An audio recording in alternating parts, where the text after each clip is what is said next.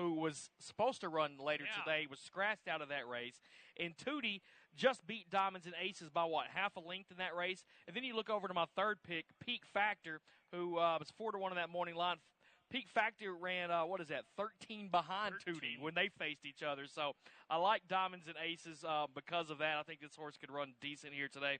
And then I've got that number 8 Peak Factor that I talked about as my third selection here, coming off that maiden win by 5.5 last time out here at Lone Star Park. I think this one's pretty wide open behind a relatively obvious win selection in Show Me Grace. Doesn't mean she has to win, but the barn is insanely hot right now, and she has been very sharp since she came back from that really long layoff. One for Gustafson, one for Asmussen first off the claim. Seems to be getting better. She's had a little bit of a maturity opportunity, so I'm with her. I think it's pretty wide open for second. I'm taking Dixie Carousel for second. Earned a really low Beyer fig, but made a really nice rally last time out to get into a three-way driving finish and finish third, beating only a neck. Draws inside today. Luis Quinones fits her perfectly. I think she may be able to pick up some pieces. Then I took Peak Factor and Saltamonte's Diva behind her. Let's move to the second race. Texas bred maiden claiming fillies, $7,500. The claiming tag here, and they are going 3/4 of a mile. All right, so I'm looking for the Asmussen double. Yep. I got the 5 Play Rule as my top selection. 3-5 morning line on this horse. Started off his career back in May, the end of May. Finished 4th in a maiden special weight. Came back in a maiden claiming race at the 12.5 level last time out. Ran 3rd in that one. Looked all right. Dropping down here to 7,500, I think after that last race, basically cutting it down quite a bit in that claiming price. I think that Play Rule gets the job done here in the second. My second choice is going to be number 3, Redbird's Storm. This horse ran 3rd in 2 consecutive races, both of them coming out here at our racetrack. Last time out was claimed, so it goes to the new barn today. We'll see what happens with Redbird Storm. I think this horse can get up and hit the board. And then I'll take the horse on the inside rail, number 1, Double Trap, as my third selection. No starts for this horse, but what I'm going off is last night. See, the sire of this one, Moro Tap, he sired 3 horses in a race last night, race 5, and the horses ran like 1, 2, and 4 in that race. So the Daddy's putting out some good horses. We'll see if this first-timer Double Trap, it's a homebred owned by Wesley Melcher. See if this one can't pick up that first win for George Bryant here. Sometimes in races at this level, taking a first-timer is not the worst way to go. But I'm going with Play Rule. I just couldn't pick against him, even though taking a horse at such a short price at this level is always risky. But sat outside last time out. And battled for the lead all the way and gave way. Now drops to the bottom level. Today needs to be the day. Should have an unfettered lead, I would think. Redbird Storm, my second pick. Lectern is appealing to me. Has a combined Beyer in 3 races of 11, which isn't going to grab your attention. But new in the barn of J.R. Caldwell. He's had a couple of works since he took over this horse. I just have a feeling Lectern might run a lot better today. He's a 3-year-old. He hasn't gotten out of his own way yet, but he also hasn't been at this level. So he's my third sleeper pick. Third race. $25,000 claimers going 6.5. Yeah, so I got a lot of marks in my book here. I had trouble on deciding who I was going to take on top. I ended up on number 5, Defender. This horse has won 3 in a row. You got to like that. 2 of those races being at Oaklawn earlier this year. The most recent one at Churchill Downs. Like I said, won all 3 of those. I talked about those Asmussen horses on top in the first 2. I guess I got them 3 in a row, man. We're still looking for the Asmussen pick 3 today. But I think Defender can have a good race, and I expect this horse to win. Second choice is going to be number 4, and Ernie Banker. I see he's your top choice here. What I like about this one is that last race came out here, won this race, and if you look at the horses that ran 2nd and 3rd behind Ernie Banker, Horn of Plenty won the nightcap last night. Mr. K ran 2nd there, right with him. So if Ernie Banker was able to beat these horses by a length and 3/4, both of those ran very well last night. I think that was in an allowance race as well. Mm-hmm. So I think there's a lot to like about Ernie Banker. And then I took the 6th Town Champ as my third selection here. A 4th last time out in a starter race. Some seconds before that, a win back at Oaklawn in January. I think that Town Champ can have a good shot to get up and hit the board and earn a little bit of money here in race 3. Yeah, I've got him as a third pick as well. I wish he had a better work tab coming in, having not raced since April 23rd. But I'm going to give Ernie Banker the shot here. Normally, I'd be all over a horse like Defender. I mean, I pick a lot of Asmussen horses, and rightfully so. I mean, he's won, I think, 40 races on the meet so far. It concerns me mildly that he was avoided claim out of the May 15th race. That could be just about anything. The vet didn't like something, I guess, that he saw when this horse got to the test barn, so they voided the claim. Steve kept him. He's worked him 3 times. I like that. I don't really care that much for the drop. I mean, he's dropping him for half the price that he was going to be sold for on May 15th. You know, there's a lot to like about Defender. He has a great style, but I'm going to try to beat him with Ernie Banker. He had a really good spring at Oaklawn and, won a race at Houston as well.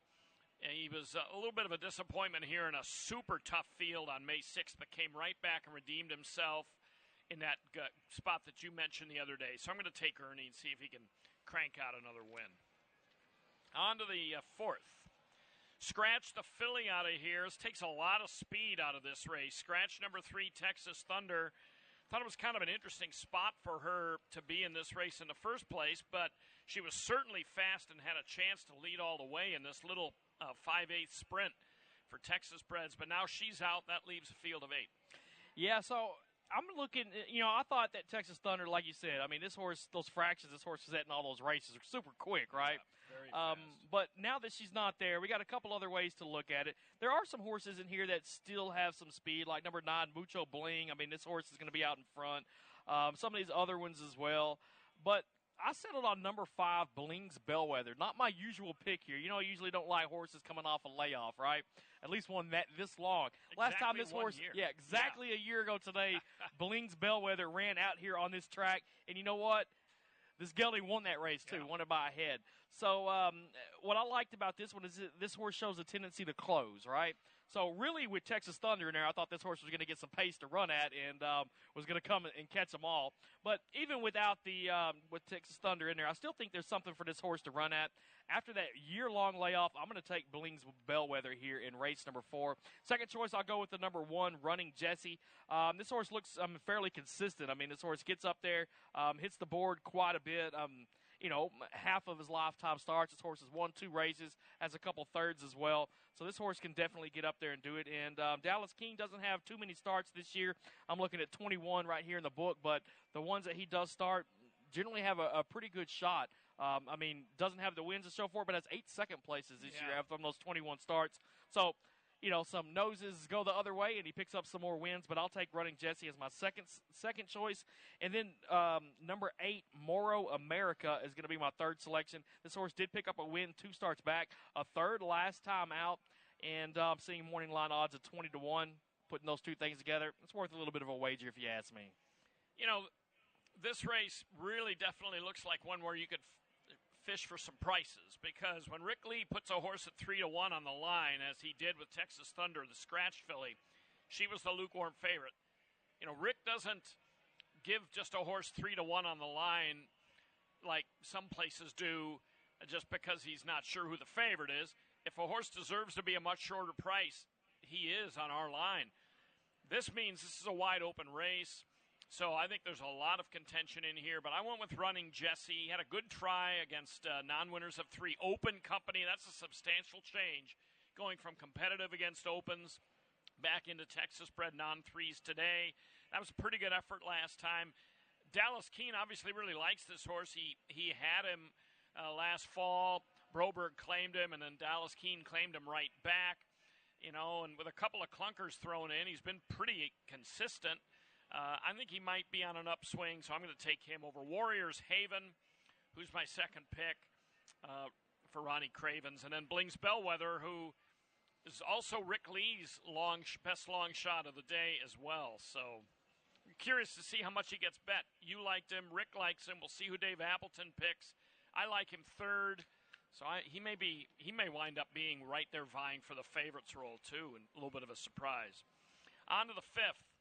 2 scratches out of this entry-level filly allowance. Scratch the 1, Tootie, and the 7, Ms. Jameson.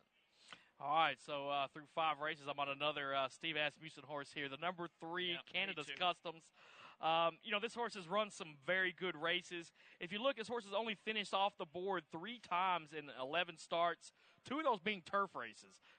So let's count the turf races out because we're back on the main track today where this horse has showed some good races. I mean, 4 wins out of 11 lifetime starts. If you take a look at how this horse has done in 2022, has run 9 different times, won almost $120,000. So Canada's Customs, I think this is a horse to watch. I think this is the one that wins the 5th. Second selection, I went with number 2 in Bebop Baby. This is a horse that's no stranger to the Lone Star Park, has run out here 7 different times, does have a couple wins on our course, including that most recent race. This horse led it pretty much from gate to wire, won that race by a neck. There was a next out winner that ran 3rd in Texas Red Bell as well. I think that Bebop Baby can have a good run here tonight. And then my 3rd selection is going to be number 9, the horse from the outside, Rolling Chrome.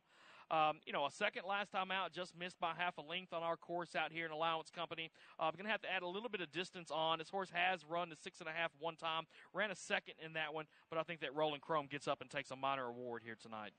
Of all the Asmussen horses that are so live in these first 5 races, and it could be the Asmussen show here early on, I think Canada's Customs has, to my eyes, the best chance to win. If you combine the level, the consistency, she's getting back on dirt. I kind of excuse that turf race. She was 9-5 last time out in a turf race at this level, but turf isn't her deal. I mean, her dirt record is phenomenal. So, and she can run on a variety of different dirt tracks. So, I think she's the most likely winner of all the Asmussens that are going to be short prices early on.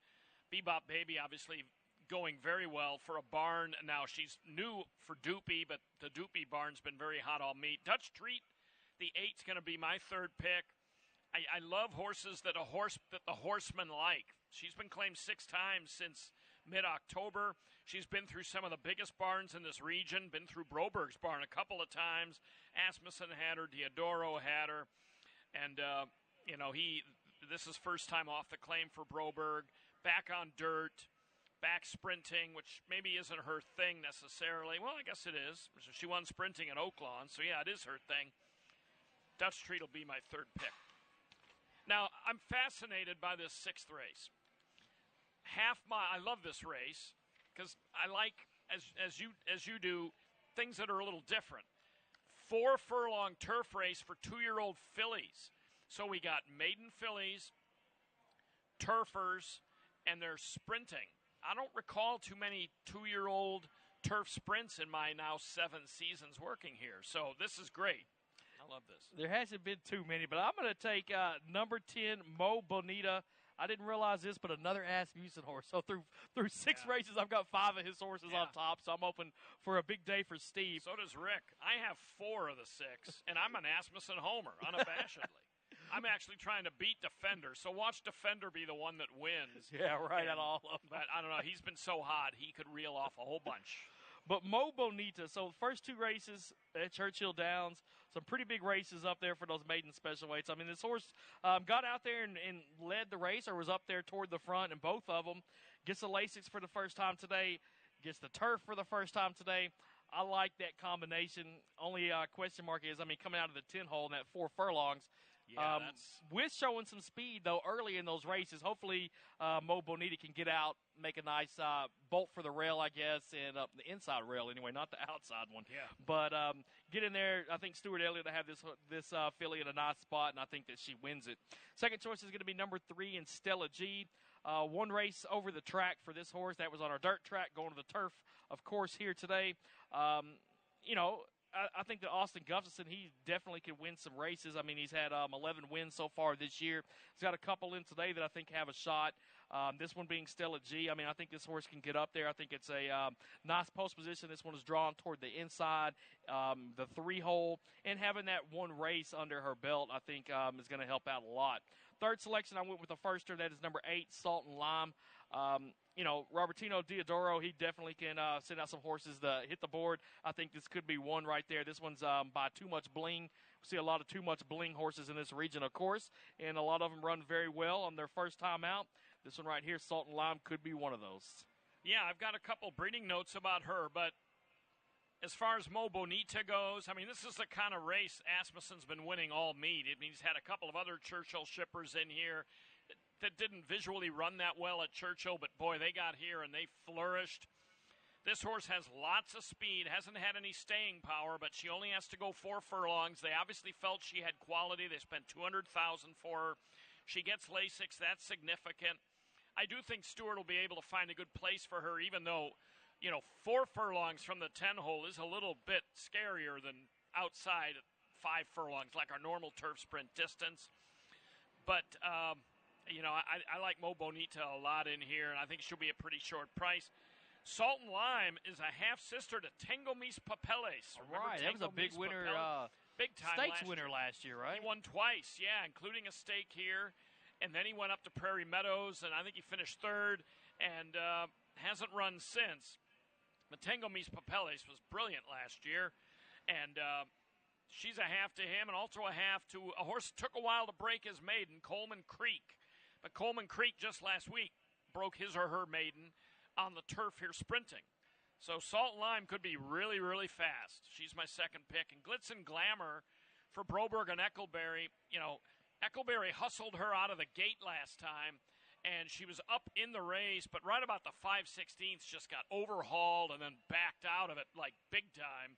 And Eckleberry just wrapped up on her and said, rightfully, our day is over, and didn't really persevere with her, but she was 7-2 in her debut. She's fast. She's had a start underneath her belt. Watch for Glitz and Glamour to have an opportunity to get better. 7th race. Texas bred, $7,500 maiden claimers, and they're going 3/4. So I ended up on number 7, Lumberjack Leslie, here in this situation. Ran a decent race last time out. That was at the $15,000 level. A solid second in that one. So moving down here to the $7,500 tag today. If you look at all the races before that, it was all against Maiden Special Weight Company. You can see that drop last time seemed to help out, and maybe that drop today helps out even more. And we see Lumberjack Leslie in the winner's circle tonight. Second choice is going to be number 5. That is Two Angels. The last couple races, this horse has gotten out in front and ended up getting caught on the way back or on the way down the stretch. 2 starts back, Two Angels ran against Lumberjack Leslie. Lumberjack Leslie got the best of this horse. I'm looking at it the same way today. Lumberjack Leslie beats Two Angels again. And then number 3, Golden Hammer, is going to be my third selection. A 4th last time out in Maiden Special Weight Company. A couple claiming races before that, ran second in both of those. I think this horse can get up and have a good race here in race 7. I had a hard time separating really the top 3 personally, but I wound up on Lumberjack Leslie too, simply because even if a horse is 0 for 13, as she has consistently been running against maiden special weights. Last time raced at 15,000. First time she's dropped to the bottom level. That's significant when they first drop to that bottom level. And she's been actually running pretty consistently. I just think she's been encountering faster fillies. It's been a lot of tries. They've tried turf. They've tried 2 turns, sprints. She showed good liveliness last time, led in the upper stretch, gets a shorter distance today. So there's a lot to like about her, even though she is 0 for 13. I went with Golden Hammer second over Two Angels. That was a tough call because I like the speed of Two Angels. I like the fact she's forwardly placed at least and gets a shorter race. But Golden Hammer's been up and down the ladder, comes out of a straight maiden Texas bred race where she was okay, has been down at this bottom level before. But, she's going to be one that I think is going to be coming late. I just don't know if she can quite catch them. So I went 7-3-5. Rick picked favorite Nan off the comeback for Austin Gustafson, coming way off the bench from May of 2021. Didn't show much last year, but maybe the it was way far back in those races too. So, but he must have seen her work, right? That's always possible with Rick because he does get up at 3 a.m. to get over here and watch him work. On to the 8th. We've got a scratch out of here, number 9, Veterans Holiday.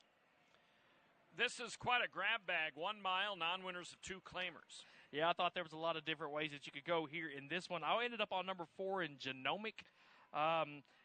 Trained by Brett Calhoun. He's been having a good meet out here with getting close to 20 wins. Yeah. Lane Luzzy gets the mount today. You got to like that. I mean, the last few races, this horse has been competitive in all of them. Picked up a win, 2 starts back to break that maiden. Did it by 5.5. That was at Sam Houston.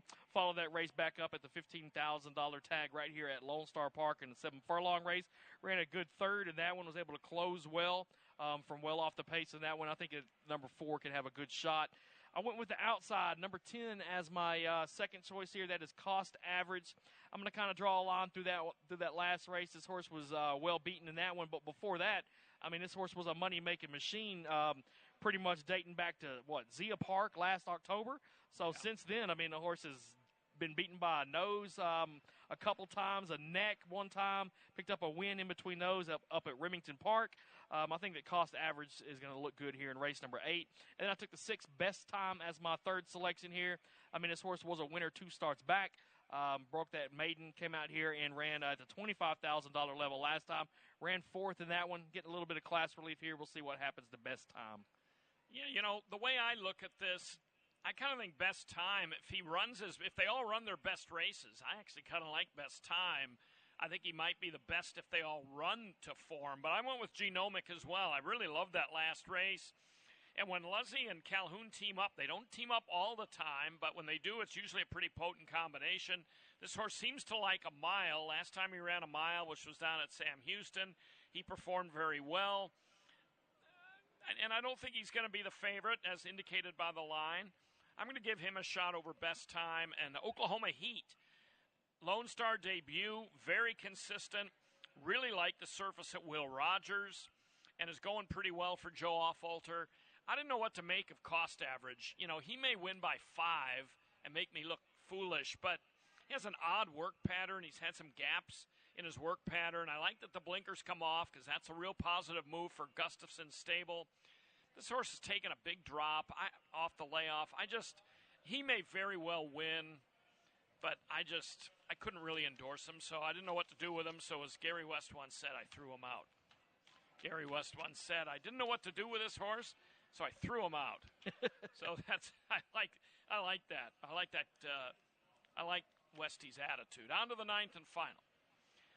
My question here, who's going to like the 9 furlongs, which I think is legitimate because these horses don't have experience going that far, and it's not like it's a marathon distance, but it is longer than a lot of these maidens have run, and they get to go 9 furlongs on the turf.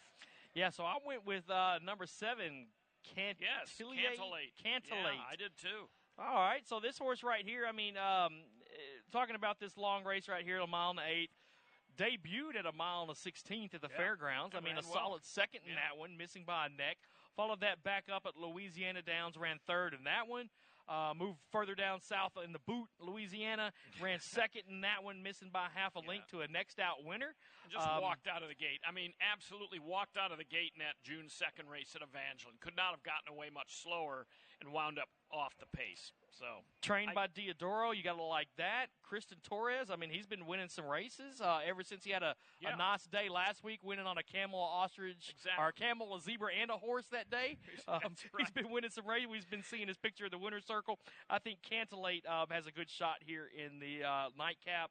The number 1, Air Force Angel, is going to be my second selection. Last 2 races, this horse ran 2nd in both of them, maiden special weights, coming right out here on the turf course. That most recent one was a mile and 1/16, so definitely can route. I think this is one to take a look at. And then number 8, Optimal Trip, is going to be my third selection. This horse has been up there as well. I mean, you count out the last 2, you could say, but had a good meet down at Sam Houston. Never was off the board in that meet, except for that disqualification race where the horse was placed behind some of those other ones. But I think that Optimal Trip with Rye Eckleberry aboard once again, as you can see, he's ridden them, the last 8 times or so. I think that this horse, if he gets the Optimal Trip at this mile and 1/8 distance, this one could be in the winner's circle getting his picture taken. And that's been the problem with him, really. It hasn't been that he's getting bad trips as far as trouble. He doesn't have much speed, so he's almost always going to end up a little boxed in and just kind of going with the herd. And, that's the problem with Optimal Trip. I mean, he has a bunch of seconds, thirds. I mean, he's in the mix. He just doesn't have a lot of speed. So I think he kind of needs things to fall apart in front of him. But Cantilate, I liked his last race. You know, he beat a next out winner. He finished behind a next out winner. He was coming on late under C.J. McMahon after a really poor start. And, you know, I think this might be graduation day for him, and I think he will like the distance. Cliff Diver moved up on the lawn a lot, was well back all the way around in his lone start here at Lone Star Park. He was shuffled back, but he also got out really poorly. I mean, I don't know if he gets shuffled if he doesn't break slow. That's just the way I saw it. He was just really flat getting out of there, and then he lost his place and had to shuffle back.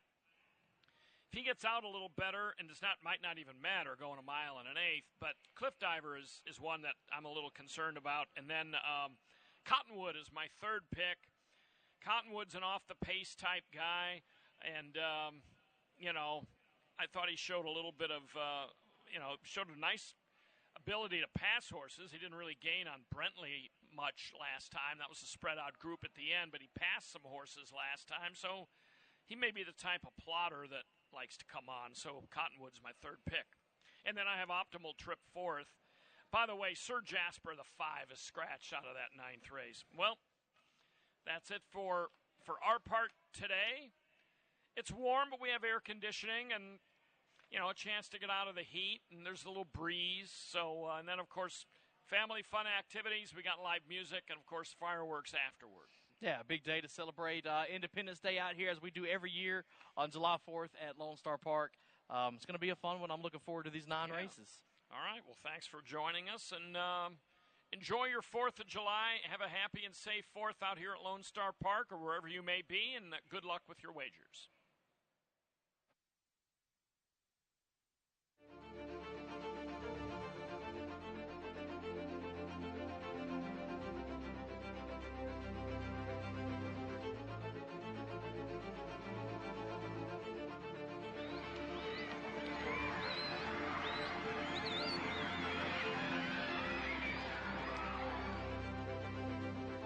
Home here at Lone Star Park at Grand Prix. Sellers' third victory in tonight's NTRA All-Star.